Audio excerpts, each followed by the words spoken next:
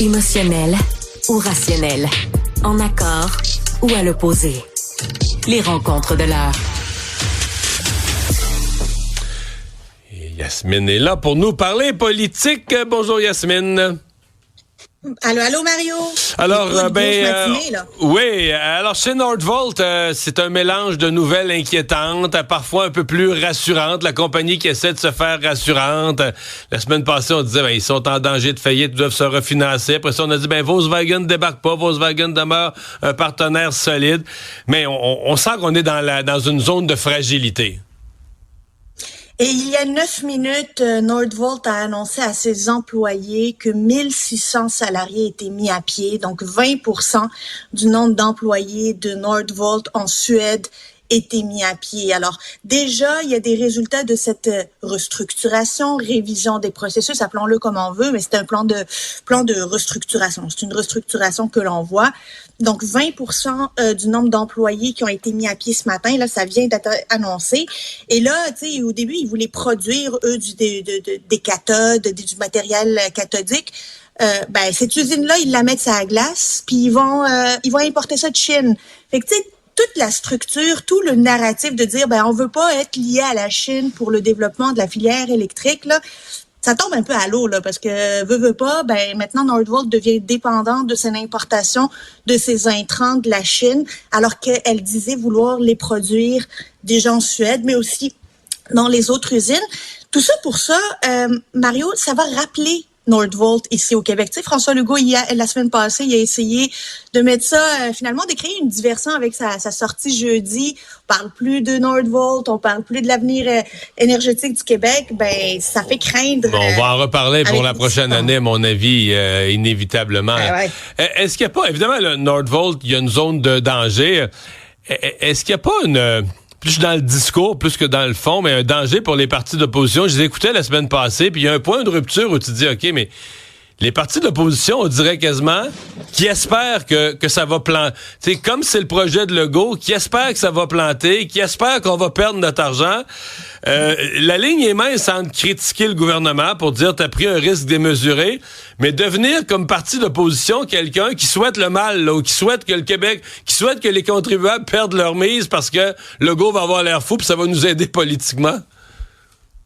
En fait, ce qui manque aux partis d'opposition, c'est de nous dire, eux, à la place du gouvernement, ils auraient fait quoi avec Nordvolt? Est-ce qu'ils auraient essayé d'attirer Nordvolt, mais avec des garanties différentes, en leur imposant de passer par le BAP, par exemple, ou d'avoir des garanties monétaires ou des garanties d'utilisation de blocs énergétiques dans un espace temporel donné?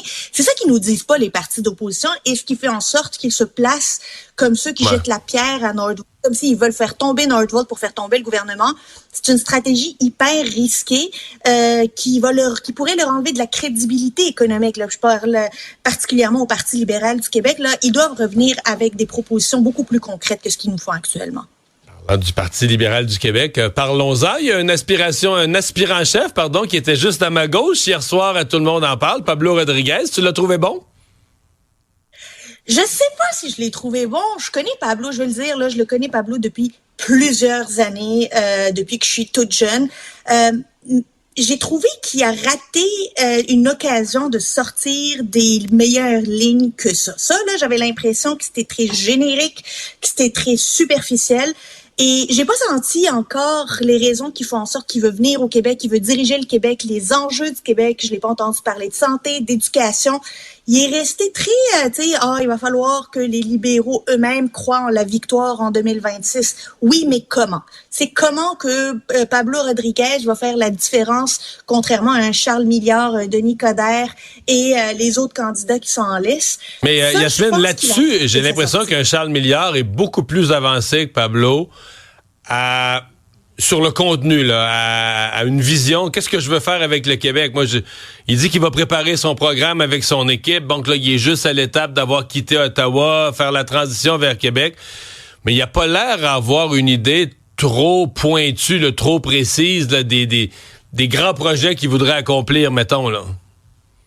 Même quand Guy Lepage lui a posé la question, comment tu comptes renouer avec les francophones, là? C'était pas précis, alors que c'est l'enjeu du Parti libéral du Québec, là. C'est vraiment l'enjeu important, le plus important pour le Parti libéral du Québec, comment renouer avec l'électorat francophone. Il n'avait pas de proposition à mettre sous la dent. Puis c'est pas tous les jours que tu vas être invité à Tout le monde en parle pour parler à 1 million de personnes en même temps. Alors, il faut que tes lignes soient solides, soient prêtes. Et je pense que l'exercice d'hier n'a pas été de niveau pour Pablo Rodriguez. Ouais. Mais globalement, je considère qu'il a quand même réussi sa semaine. C'est-à-dire que la semaine passée, sa conférence de presse, c'est le symbole de traverser le pont. Puis il a commencé à répondre à certaines des questions les plus difficiles sur son passage d'Ottawa à Québec. Puis il arrive avec un aura, là, d'avoir été un ministre important, fédéral.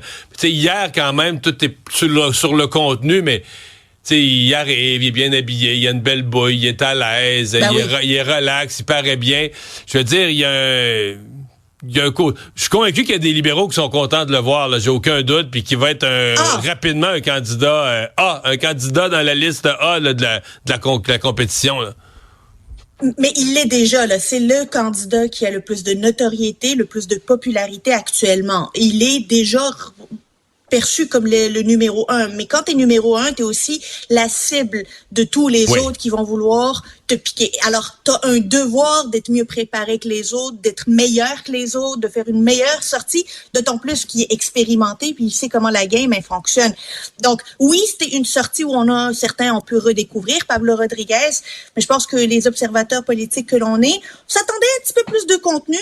Je suis certaine qu'il va avoir l'occasion de pouvoir se reprendre au courant des prochaines semaines et au courant des prochains mois. Yasmine, j'ai jasé avec lui hors d'onde, évidemment. On était ensemble avant que ça commence. Il me disait qu'il arrivait de Terrebonne parce que les libéraux, hier, ont eu le lancement de leur campagne. C'est l'élection partielle, évidemment, pour remplacer Pierre Fitzgibbon. Le premier parti à présenter sa candidate, c'est le PLQ.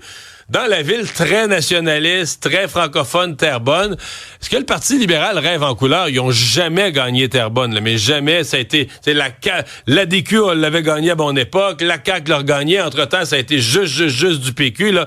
En d'autres termes, tous les partis y ont passé, sauf le Parti libéral depuis un demi-siècle, là. Je pense qu'ils rêvent en couleur et en 3D en même temps. Et c'est là où ça devient intéressant, dans le sens que le Parti libéral s'est précipité à présenter déjà sa candidate. Les élections sont pas déclenchées. Il y a rien qui nous laisse croire qu'elle va être déclenchée la semaine prochaine. Mais là, ça va devenir le terrain de jeu des candidats au leadership. Là, on a vu déjà Pablo Rodriguez se présenter, prendre des photos. Il m'a dit qu'il a été très, très chaleureusement accueilli. Il en revenait pas. J'en doute pas.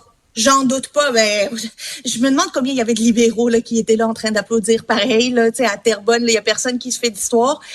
Mais je note que les autres candidats n'y étaient pas. Charles Milliard n'y était pas, Denis Coderre n'y était pas.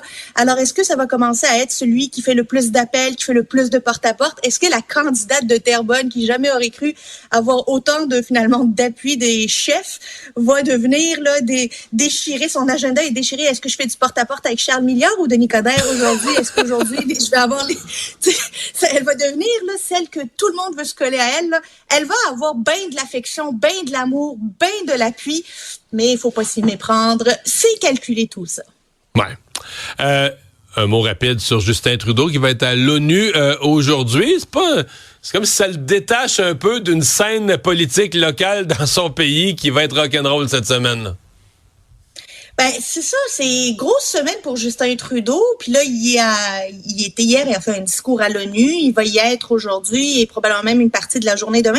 Je me demande à quel point c'est rentable pour lui d'être à l'ONU plutôt qu'être à Ottawa, alors que son gouvernement est plus vulnérable que jamais, qu'il y a une motion de confiance qui va être déposée par les conservateurs. Peut-être que ça aurait été plus payant qu'il soit sur place. Je sais pas à quel point c'est un bon calcul de passer une aussi grande partie de la semaine à l'ONU, d'autant plus que son discours là, il est fait. Là, il va assister à d'autres rencontres, mais c'est tellement éloigné de la vie politique et des turbulences que l'on vit à la Chambre des communes qu'on se demande est-ce qu'il veut sciemment t'oublies quelque chose là? Canada is back, là. M. Trudeau a ramené la crédibilité, l'influence du Canada sur la scène internationale. Fait qu'il faut qu'il continue dans cette voie-là, non? C'est probablement son dernier discours à l'ONU, okay. Qui veut vraiment profiter de chaque minute, chaque seconde. T'as une autre version de ça, toi, là. Merci. Il a mis un velcro là, sur son siège. OK. Merci, Yasmine. À demain. Bye-bye, Mario.